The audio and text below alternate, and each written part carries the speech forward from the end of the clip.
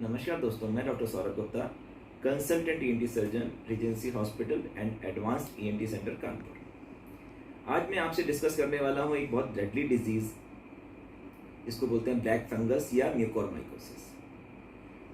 एक और हमारा देश कोरोना के पेंडेमिक से जूझ रहा है। अभी इसमें बहुत सारे लोग हताहत हो रहे हैं, परेशान हो रहे हैं। ऊपर से एक और नई बीमारी सामने आ रही है जिसको ब्लैक फंगस या म्यूकोरमाइकोसिस कहते हैं।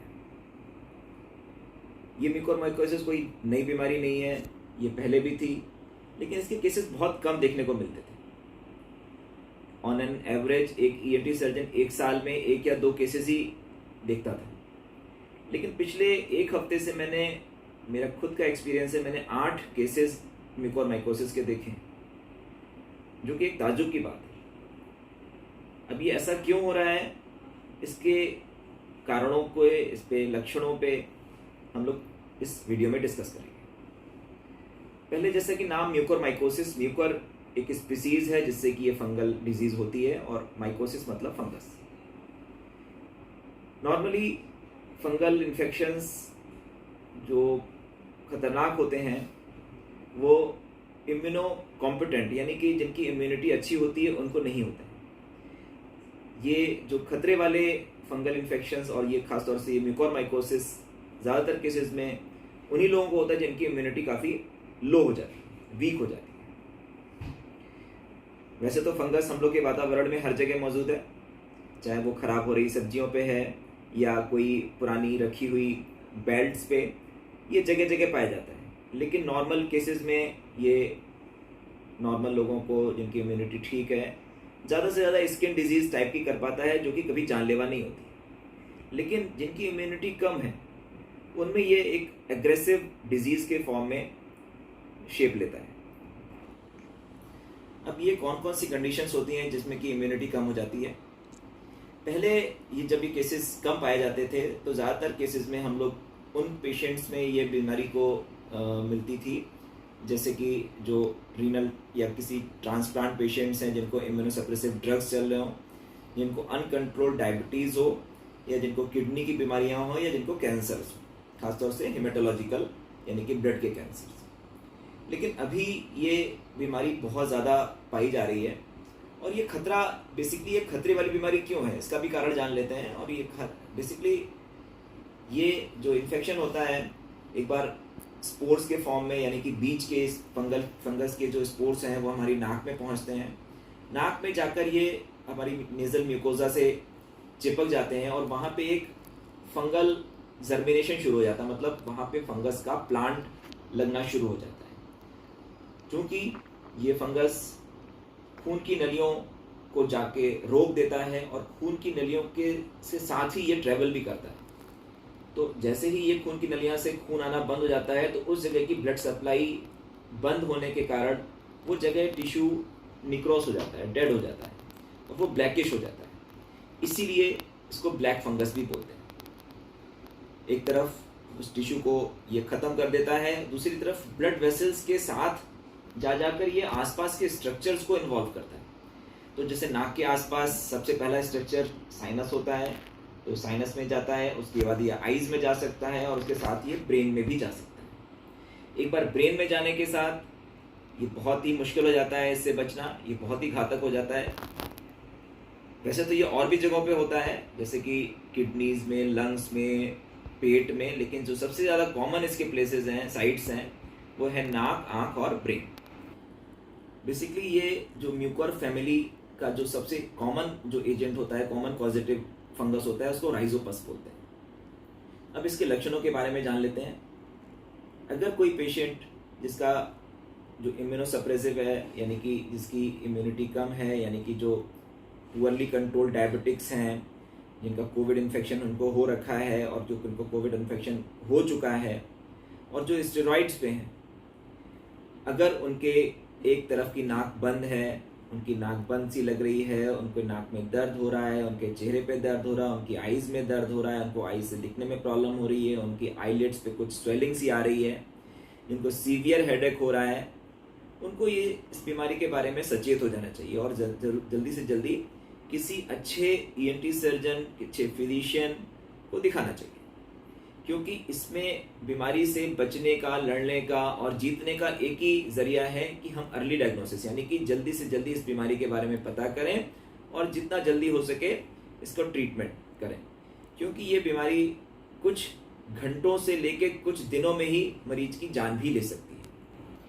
अब नेक्स्ट क्वेश्चन आता है कि ये आखिरकार कोरोना से इस बीमारी का क्या ताल्लुक है। दोस्तों, जैसा आप जानते हैं कि कोरोना वायरस बॉडी की इम्यूनिटी को तोड़ देता है। बॉडी की इम्यूनिटी बहुत कम हो जाती है कोरोना वायरस के इन्फेक्शन से।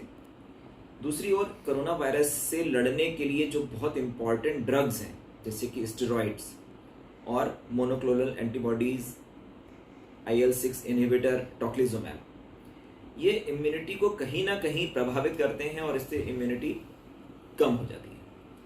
और ये स्टेरॉइड्स अगर लॉन्ग ड्यूरेशन में, और ख़ास तौर से उनको जिनको डायबिटीज़ है, जिनको शुगर है, पहले से प्री एग्जिस्टिंग डायबिटीज़ है, उनमें ये शुगर की मात्रा को बहुत ज़्यादा बढ़ा देते हैं। और जैसे ही ये शुगर की मात्रा बढ़ती है तो इस फंगस को ग्रो करने के लिए अच्छा एनवायरनमेंट मिल जाता है।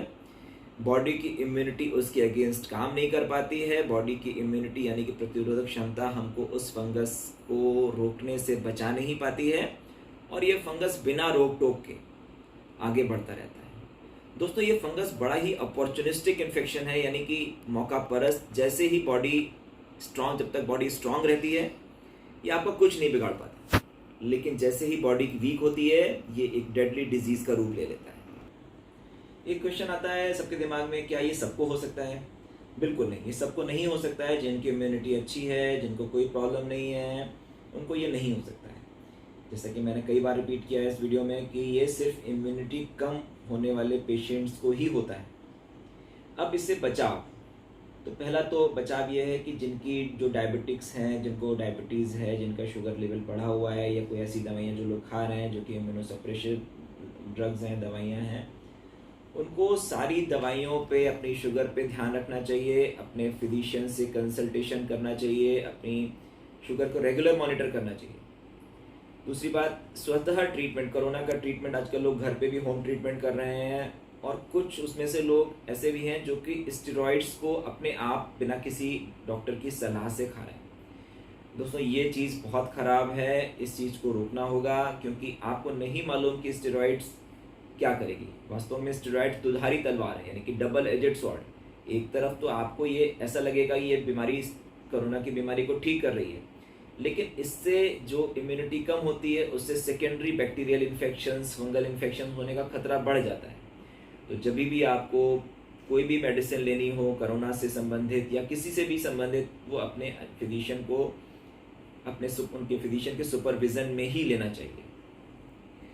अब अगर किसी को कोरोना हो चुका है तो उसको बहुत सेलिब्रेट करने की ज़रूरत नहीं है। इस समय जब कोरोना से पेशेंट ठीक होता है तो अक्सर देखा जाता है, उसको ये लगता है कि नहीं, हमारे अंदर एंटीबॉडीज़ बन गए हैं, हमें कोई बीमारी नहीं हो सकती।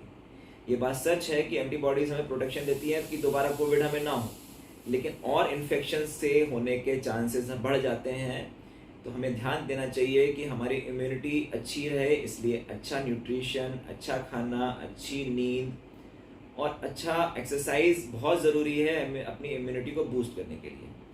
जो मैंने लक्षण बताए, अगर किसी भी व्यक्ति को ये लक्षण आ रहे हैं, जैसे आँख में दर्द, रेडनेस ऑन द चीक, जो लक्षण मैंने बताए, अगर किसी को भी ज़रा सा भी लक्षण लग रहा है तो उसको तुरंत ENT डॉक्टर से या फिजिशियन से कंसल्ट करना चाहिए, ताकि समय रहते इसको रोका जा सके और इसका प्रॉपर ट्रीटमेंट किया जा सके। देखिए, कोरोना वायरस का तो ट्रीटमेंट अभी भी कोई निश्चित नहीं है, लेकिन इस बीमारी से लड़ने के लिए कुछ मेडिसिन बहुत अच्छी हैं, प्रोवाइडेड आप सही समय पर इसका ट्रीटमेंट इनिशिएट करें। दोस्तों, धन्यवाद। हम इस वीडियो के माध्यम से सिर्फ आपको इतना अवगत कराना चाहते हैं, क्योंकि एक तरफ तो कोरोना वायरस ने हमारे देश की, हमारे समाज की कमर वैसे ही तोड़ रखी है। अब ये जो दूसरी डिजीज़ है, इसको हम अगर अपनी समझदारी से, अपने अनुशासन से रोक सकें तो इस वीडियो का उद्देश्य पूरा होगा। आप स्वस्थ रहें, सेफ रहें। धन्यवाद।